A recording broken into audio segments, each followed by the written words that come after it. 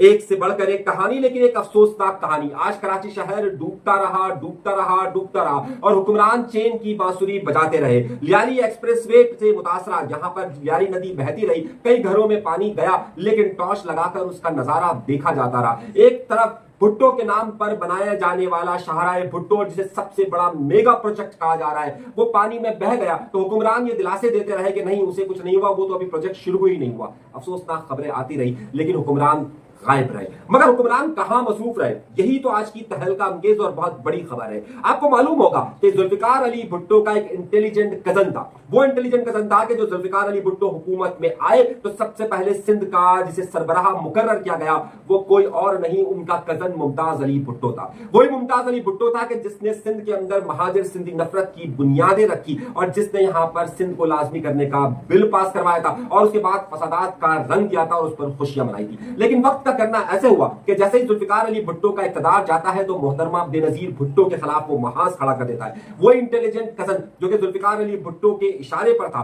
वही मुमताज भुट्टो उनके खिलाफ हो जाता है, मोहतरमा बेनजीर भुट्टो के। और आज से 4.5 साल पहले उसका इंतकाल हो जाता है। पाकिस्तान पीपल्स पार्टी के खिलाफ कोई भी मूवमेंट हो, उसके अंदर मुमताज भुट्टो और उसका खानदान आगे चलना शुरू हो जाता है। वही मुमताज भुट्टो के जो फेडरेशन की बजाय कन्फेडरेशन का नारा लगाने लग गया था। मगर अब इस सारी सूरत हाल में एक नया रंग आया है और वही नया रंग जिसको सबको चौंका देने के लिए है। और वो चौंका देने का अमल किस तरफ जा रहा है, ये एक बहुत बड़ी खबर मैं आपको देने वाला हूं। 4.5 साल पहले मुमताज भुट्टो का इंतकाल होता है और उसके दौरान बिलावल भुट्टो ज़रदारी एक बार नहीं, 2 बार नहीं, 3 बार नहीं, 4 बार नहीं, बल्कि कई बार गए लाड़काना, कई बार गए लाड़काना और कई बार उन्होंने मुलाकातें की। लेकिन एक अहम नुकता यह था कि उन्होंने मुमताज भुट्टो के घर की तरफ कदम नहीं रखा। ना उनके इंतकाल पर गए, ना स्वयं पर गए, ना चहलुम पर गए, ना पहली बरसी पर गए, ना दूसरी बरसी पर गए, ना तीसरी बरसी पर गए, ना चौथी बरसी पर गए। लेकिन गए तो कब गए?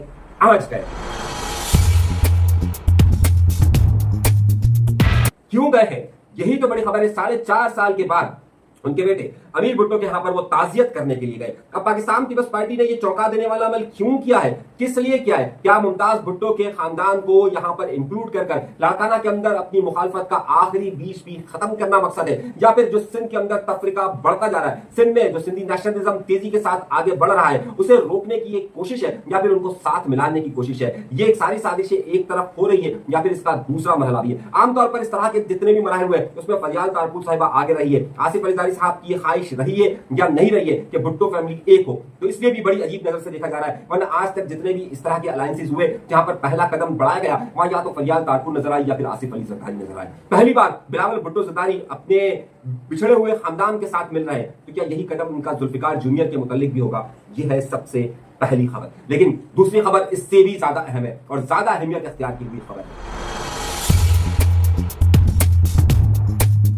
लेकिन दूसरी खबर उससे भी ज्यादा अहमियत इख्तियार की हुई है। आपको याद होगा मैंने आपसे कहा था वो कौन शख्स था कि जिसने फोन किया एमक्यूएम के एमएनए को और उसने कहा जी भाई, जी भाई। वो कौन था जिसने एक बहुत बड़े लीडर को एमक्यूएम के फोन किया और उसने कहा जी भाई, जी भाई। मैंने आपसे पूछा था कि आपको मालूम है ये कौन है, तो उन्होंने कहा था कि मुझे ये भाईजान है। यानी कि जिनके अहकामात पर इस वक्त एमक्यूएम अमल कर रही है, एमक्यूएम जा रही है, पूरी एमक्यूएम जिसे भाईजान के नाम से इस वक्त पुकार रही है, हर फैसले के अंदर उनकी शमूलियत लाजमी करार दे दी गई है। सो अब मैंने आपसे कहा था कि ये भाईजान कौन है और अब उनका नया तखल्लुस या नया नाम भाईजान के नाम से मशहूर है। तो आइए, आप लोगों ने बहुत सारी राय दी, बहुत सारी आराएं दी, आइए मैं सस्पेंस को तोड़ देता हूं। अब एमक्यूएम में अल्ताफ हुसैन साहब यानी भाई के बाद अब जो एक नया नाम उभर रहा है, जिसको सब जिसकी टेलीफोन कॉल्स को उठा रहे हैं और बाकायदा ये कह रहे हैं जी भाईजान, और अब ब्यूरोक्रेसी से लेकर सब जगह पर जो भाईजान का नाम गूंज रहा है वो कौन है भाईजान? सस्पेंस बरकरार रखा जाए या फिर आगे बताया जाए? चलिए आगे चलकर बताता हूं, बताऊंगा आज ही इसी व्लॉग के अंदर बताऊंगा। लेकिन एक और बड़ी खबर, एमक्यूएम की एमएनए को मारा गया। आज कौमी असेंबली की कायमा कमेटी का इजलास हो रहा था, उसमें बाकायदा आईजी इस्लामाबाद आते हैं और वो कहते हैं कि हमने उस अहलकार को मुअत्तल कर दिया है कि जिसने एमक्यूएम की एमएनए को मारा।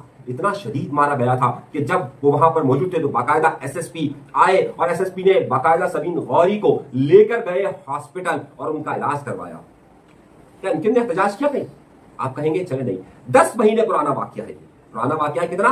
10 महीने पुराना वाकया है। लेकिन आपको इसकी बाज़गश कहीं पर भी सुनाई नहीं दे रही होगी। बाकायदा इस्लामाबाद की पुलिस एक नाके में रोककर एमक्यूएम के एमएनए को मारती है, तशद्दुद का निशाना बनाती है और एमक्यूएम साथ खामोश। और उसके बाद आज इस्तेकाक कमेटी के अंदर इस बात का फैसला होता है कि आखिर एमक्यूएम की एमएनए को मारे जाने वाला शख्स कौन था, उसका क्या हुआ। तो आईजी साहब कहते हैं कि उनकी तनज़्ज़ुली हो गई है। वहां पर शगुफ्ता जुमानी से लेकर जितनी एमएनएस खवातीन मौजूद होती है शदीद एहतजाज करती है, लेकिन एमक्यूएम का एहतजाज कहीं नजर आया? यहाँ शहर का शहर डूब गया, जब उस पर एहतजाज नहीं होगा तो फिर क्या होगा? वहां नेपाल की आप मिसाल लीजिए, नेपाल के अंदर करप्शन हुई, बदउनवानी हुई, सोशल मीडिया पर पाबंदी लगी और वह एहतजाज इस कदर बढ़ गया कि वहां के वजीर आजम ने, जिसने 3 दिन पहले इस्तीफा दिया था, उसके घर में घुसकर उसकी अहलिया को जिंदा जला दिया गया।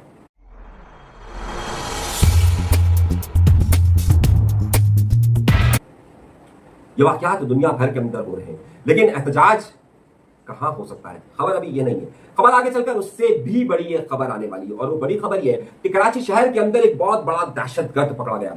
ऐसा दहशतगर्द कि जिसने न सिर्फ कत्ल की धमकी दी है, बल्कि उसने कत्ल करने की कोशिश भी की है, उसने बहुत सारा सामान चोरी करने की भी कोशिश की। आपको मालूम है वो दहशतगर्द कौन है? आपको हैरत होगी, ताज्जुब होगा। और उस दहशतगर्द की उम्र है सिर्फ और सिर्फ 2.5 साल। कितनी? 2.5 साल का एक ऐसा दहशतगर्द आज मलिर कोर्ट के अंदर पेश किया गया कि जिसे देखकर हम सबको शर्मिंदगी होगी। जरा वीडियो सुनिए।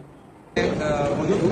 एक FIR है 492/2025 और ये 22 की पिटीशन पे घटी है यहाँ पर मलिर कोर्ट से और सुरापुर थाने में। ये वो बड़ा दहशतगर्द है और बहुत बड़ा चोर है। 379 सेक्शन है, 149 है, 506 और 427। ये बच्चे के खिलाफ FIR घटी है। और ये भी मजे की बात है कि 22 से भी घटी है। 8 नंबर एडीजे साहब ने ऑर्डर दिए थे मलिर के और फिर उसके बाद सुरापुर थाने ने इस बच्चे के खिलाफ, इस बच्चे का नाम रीमुल्ला है, इस बच्चे के खिलाफ FIR घटी और अपनी बेल करवाने आए कोर्ट से। डिस्ट्रिक्ट सेशन जज साहब के कोर्ट में मौजूद है मलिर के और यहाँ पर ये अपनी बेल करवाने आए। ये बच्चा देखते इसकी उम्र देखे और ये कत्ल की धमकियां दे रहे हैं और 90,000 का बहुत बड़ा जनरेटर है वो चोरी करके लेके जा रहे हैं। ये इसके खिलाफ ये एलिगेशन है। आपने इस वीडियो से अंदाजा लगाया कि यहाँ पर अदल और इंसाफ का मामला क्या है, पुलिस किस तरीके से यहाँ पर काम करती है और सिर्फ 2.5 साल के लड़के को किस तरह का मुलजिम करार दे रही है, ये आपके सामने मौजूद है। और ये मिसाल यहाँ के अदालती निजाम, पुलिस के निजाम पर एक बड़ा सवालिया निशान है। सस्पेंस तोड़े देता हूँ और सस्पेंस इस हवाले से तोड़े देता हूँ कि कौन है भाईजान। मगर ठहरिए, पाकिस्तान पीपल्स पार्टी के सिंध में कारनामे कम थे या पंजाब में एक नया कारनामा आया है? पंजाब के गवर्नर इस वक्त पाकिस्तान पीपल्स पार्टी के गवर्नर है, जिसे पाकिस्तान पीपल्स पार्टी ने नामजद किया है। आज लाहौर हाईकोर्ट के अंदर एक शख्स पेश होता है और वो ये कहता है कि मुझे पंजाब के गवर्नर का कोऑर्डिनेटर बनने के लिए मुझसे 8 करोड़ रुपए लिए गए। देखिए क्या नजारा चल रहा है, यानी कि अब यहां पर जो वजीर आजम के गवर्नर के कोऑर्डिनेटर भी होंगे तो वो भी पैसे लेंगे। सिंध में तो चलिए मामला की आवाजें आ ही रही थी, लेकिन पाकिस्तान पीपल्स पार्टी के पंजाब में गवर्नर के हवाले से भी सवाल उठाए जा रहे हैं। मगर सवाल क्यों उठाए जाए? अगर कोई सवाल उठाता है तो सवाल उठाने पर, सवाल का जवाब ना देने पर बिलावल भुट्टो ज़रदारी सिंध असेंबली में क्या तस्वीर पेश करते हैं, ये तो देखिए।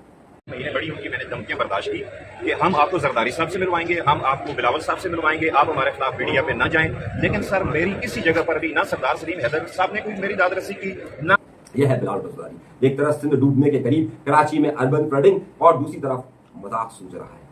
खैर हम ज्यादा कहेंगे तो ये ज्यादा बुरा मानते हैं, लेकिन हकीकत कुछ ऐसे ही है। अगली खबर की तरफ, और बड़ी खबर और बड़ी खबर, बड़ी खबर फिर दे रहा हूं।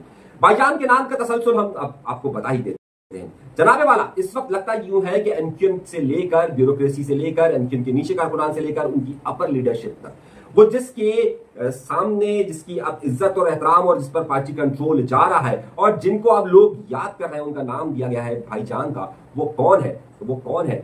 वो कौन है? वो कौन है? वो है गवर्नर सिंध कामरान टेसोरी साहब।